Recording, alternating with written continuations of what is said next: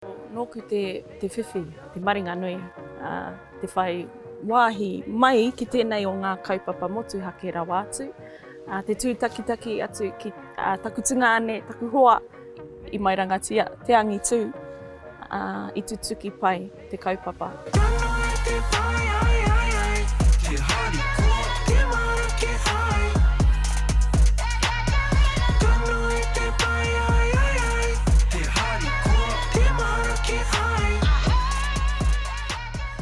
Hey, what up? My name is Mellow Downs, aka Bronson, and I'm a hip-hop artist here in Auckland City, New Zealand. Aotearoa. Tēnā tātou, ko Hanamere Raiha tōku ingoa, he uri tēnei no ngā tōpito me ki o te motu. Koe tērā, he kai whakamāori, he kai ako, ngā kaunui ana ki tō tātou reo ki ngā tikanga. Growing up, I didn't really have much to do with my Māori side, so that was kind of something that I was disconnected with for a long time. I just didn't know where to whakapapa back to, so that was kind of me growing up. I was always like an Apakasi, Samoan, white, kind of, people just knew me as that. E maringa nui ki te noho i tōku ao Māori, ne?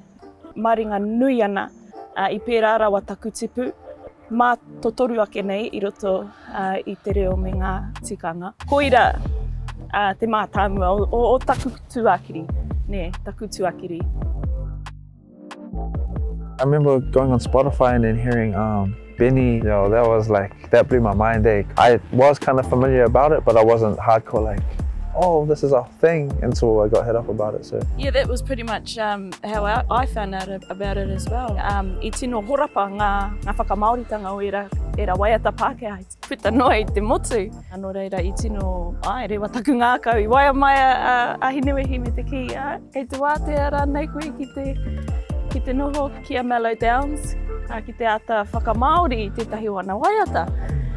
Ki au ki aia, marika, i tino rewa taku ngā kau. That was cool, like she made the journey for me real easy, and like never once did I feel like intimidated or like I wasn't supposed to be there kind of thing, and it's just been grateful to be able to have the opportunity to reconnect with my roots and find that missing piece. Then they asked me like what kind of story did we want to build around the song for the documentary. Instantly I was like, man, I need to go back up north. Like there was just something that was calling me there, and it was cool to be in my marae, especially. My cousin showed me each and every tupuna that was on the wall and stuff, and it was quite a spiritual thing, you know. The bit that really made me emotional was when you were te whakaeke koe ki runga ki tō marae, and I heard the haka pōhiri, that got me, and the reo karanga, because it was like the voice that was calling you back home, back to your Māoritanga, back to your reo, back to your ancestors, you know? Like hearing these kids put all their energies calling me and all their tupuna calling me. It's the ihi, the But I can't even explain, like, and it's like that like everyone's Super Saiyan and they made me a Super Saiyan. I know that that's a weird context, but to explain it metaphorically, like that's how powerful I felt. It was such a beautiful moment that I don't think anything can top that in terms of like how it made me feel inside. Yeah, it's pretty powerful stuff.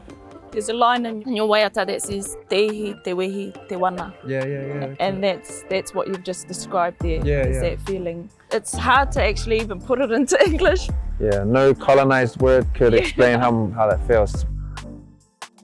I think that through this amalgamation of te kaupapa whakarauora i te reo, and of course supporting our artists who have made it in the mainstream, is actually really epic, because it's a step towards decolonisation and re-indigenisation. Koira te rongoa mō ngā uri whakaheke. Koira tētahi o ngā tino hua i puta i tēnei te terenga, waiata anthems. He whakaawe i ngā whakatipuranga ne, ngā rangatahi, te hunga mātātahi o nāia nei. Ka kite i o rātou tino kai waiata, e waiata ana i tō rātou reo. Ne, koira ko te whakakūtanga o tō tātou reo. Ne, e kite ana, e hara tō tātou reo i te reo mo te akomanga anake. Hara i te reo ka noho ki te marae, engari he reo ora. Nō reira, ki au nei, ko tēnei kaupapa e tino hāngai ana ki te whāinga nui ki a Māori ora tō tātou reo Māori. i tēnei whenua nei. I'm just overwhelmed with gratitude. Yeah, likewise. I want to shout out Hiniwihi as well for putting such a powerful thing together. Like, yeah, it's about waiata and it's about the language, but for me, it changed my life, you know? Like, this is life-changing stuff and very powerful stuff that I've been grateful for. So, yeah, so thank you.